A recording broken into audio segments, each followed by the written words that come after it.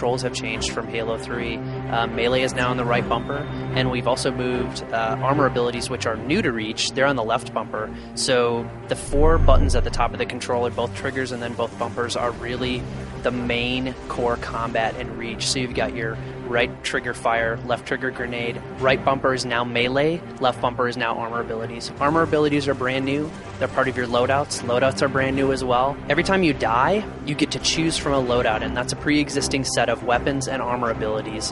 When you choose that, you have it the whole time. It's on a little meter in the lower left-hand corner of the screen. You can use it as much as you want, but it will run out of juice and then slowly recharge over time. One of the new loadouts has jetpack, for example, which allows you to take off from the ground and fly around in the air. We also have armor lock, which gives you temporary invincibility. And then we have active camo as well, and sprint, which is a Spartan-specific armor ability. The elites also have a specific armor ability just to their race, and that's evade, and that allows them to move around quickly in the environment. The loadouts are very much designed and put together for the game types by the Bungie designers, so each one is specific to that game type in that playlist. So for example, if you play in the arena in the beta, you're going to be able to choose between Slayer, Slayer Pro, SWAT, a couple other things, and each of those game types have different loadouts. So SWAT, for example, you'll spawn with just the DMR and the Magnum, no motion tracker, no grenades, and sprint. So everyone has sprint. Now, whether they're customizable in the full game, that's something you'll have to ask us about later on. Game over. As you're playing the game, you're actually earning credits. When the game is over, you'll see an exit experience that shows you how many credits you've earned. You can go into the armory at that point. You can buy new helmets, buy new shoulder pads, buy new chest pieces, and it's all aesthetic. So buying a different helmet is not going to make you a better sniper, for example, or take more damage. It's purely cosmetic to make your player look the way you want him to look. We've got new weapons. So we've got the DMR, which is the designated marksman rifle. On the UNSC side, it's really good medium to long range. The Magnum is back and better than ever. You actually takes the same number of shots to kill someone with the Magnum that it does with the DMR. The Magnum also has a scope as well, similar to the Halo 1 pistol, but we've moved that range back a little bit, so it's more of a small to medium range weapon. Close call.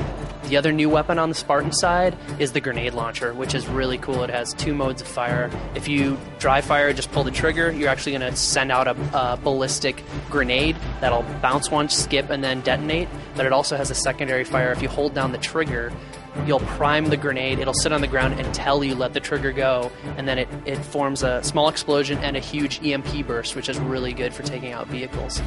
Now on the elite side, there's actually multiple new weapons. We've got the plasma repeater, which is the elite version of the assault rifle, but it tears through shields really quickly. And as it overheats, it starts to slow down in terms of its firing capabilities, but you can vent that by pressing the X button, which will actually not let you fire, but gets you back into combat pretty quickly. We also have the focus rifle, which is kind of a cross between the Sentinel beam and the beam rifle from Halo 2 and Halo 3. It's really a precision weapon. It's long range, but you have to hold it on your enemy. It's not so much of a one-shot kill as a hold and steady and fire and kind of cook the guy over time. And then the last new weapon on the Covenant side is the needle rifle, and it's kind of a combination of the needler and the carbine. It's a single-shot headshot weapon, medium to long range, similar to the DMR. Takes 6 shots to take down a Spartan shields, then 1 shot when they're unshielded will kill them, or if you put 3 body shots in, it'll actually super combine like the needler, and a huge pink explosion will happen.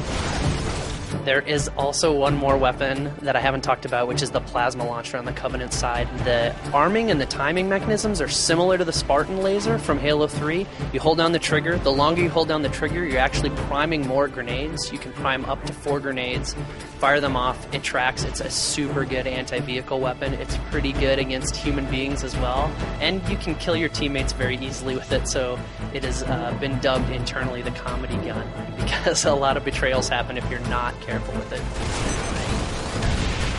There's so many things we've improved from Halo 3. I think players are going to really have a good time playing it, and there's going to be so many things working behind the scenes that'll just make the experience awesome without maybe them even knowing why it's awesome, and have a good time and give us good feedback. Revenge.